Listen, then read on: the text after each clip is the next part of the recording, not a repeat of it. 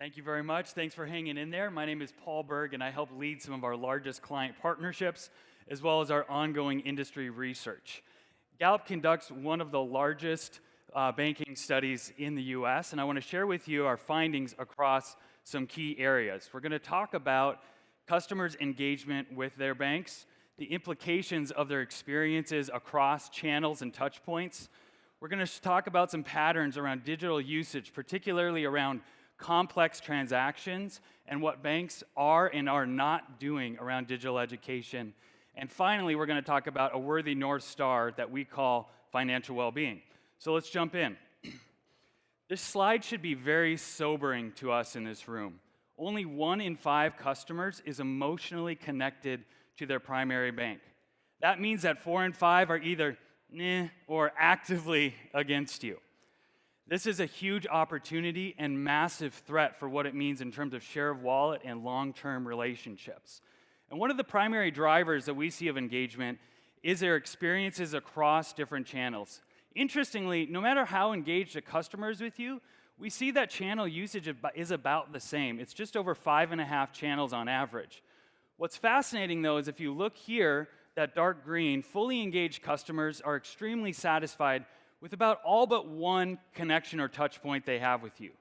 On the far side, though, actively disengaged customers are only extremely satisfied with up to about one touch point they have with you.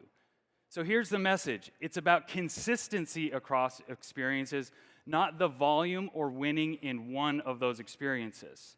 Let's dive a little deeper. Only 17% of customers are extremely satisfied with every single channel or touch point they have with you. Meaning if we took 10 of your customers, 8 out of 10 of them would say there's significant opportunity for improving partnership and touch points. And the penalty for not having exceptional experiences across all touch points is extremely harsh. What we see is for every touch point that is not exceptional, there is a 30% reduction in the percent of engaged customers. Clearly, it's about consistency. So let's dive into what we're seeing around complex digital interactions. What we're seeing in the last 6 months is about 1 in 4 customers is attempting via self-service or digital transaction to learn about new offerings. About 1 in 5 is trying to resolve a problem, but only 1 in 14 is attempting to open an account or apply for a loan. So clearly, there's a lot of opportunity for driving digital and self-service attempts. Then we layer on how proficient are customers in actually achieving this, and the story gets a little bit worse. What we see for 5 of these 7 interactions is that at least 40% of customers had to migrate to a human channel to complete their interaction.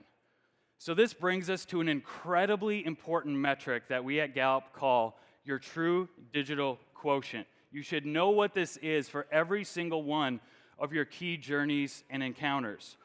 It's simply the rate of how many customers are initiating via digital self-service channel and then are able to successfully complete that journey. So when we look at these complex interactions, what we find, taking and opening an account, for example, 4%, 1 in 25 customers, starts their journey via digital or self-service channel and is able to complete it via that channel. Clearly, we have a lot of opportunity for driving utilization as well as successful journeys, and we should be thinking a lot about how do we have seamless off-ramps to human connections while we build proficiency and utilization, because this is not going to change overnight. We also see some very different patterns here around customer segments. We see digital laggards and digital forward customers. Digital laggards, true to their name, prefer in-person interactions for very basic transactions, like depositing a check or checking out an account balance. Digital forward customers prefer digital or self-service interactions for the more advanced interactions, like opening an account or reporting fraud. Now, we know that we have these differences in our client segments. What was fascinating was the variation that we saw across the industry from bank to bank. What we saw is that some organizations had up to 1/3 of their clients in this digital laggard segment, while other banks had essentially eliminated this segment altogether. On the flip side, what we saw is that some banks had over 1/3 of their customer displaying digital forward behavior, while some had absolutely zero. What's interesting is that this isn't just about digital or primarily digital banks versus those with footprint. We actually saw some banks that have large footprints that had a greater percentage of digital forward customers than banks that were primarily or all digital. So what are banks doing to create education around digital offerings? We see that less than half of customers said their bank told them even what they could do, and then less than a third, said that their bank actually told them how to do it. So clearly there's an opportunity to drive education and awareness. And the most valuable education that we see is human connection. It's 3 times more helpful when a client gets a nudge from a person on the phone or in a branch versus an email or a letter. And yet, banks are primarily using email and mail to drive education. Here, quantity does not equal quality. So where is all of this leading to? We believe a valuable and an aspirational North Star should be financial well-being. Well, sadly, when we ask customers, does your bank look out for your financial well-being, less than 3 in 10 customers said that my bank looks out for my financial well-being. This should be a wake-up call for all of us. They were 3 times more likely to say my bank uses my information to drive their profits than to actually improve my financial well-being. So here's what we recommend. Consistency is critical.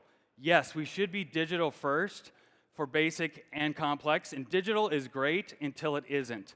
Think about proficiency and enabling seamless off-ramps. Digital enablement is best done through your people, and you should drive towards financial well-being. We've done a whirlwind here. If you're interested in learning more, we have a specific white paper and article free for Finovate attendees. Simply go to advise.gallup.com/Finovate for that article. Thank you very much.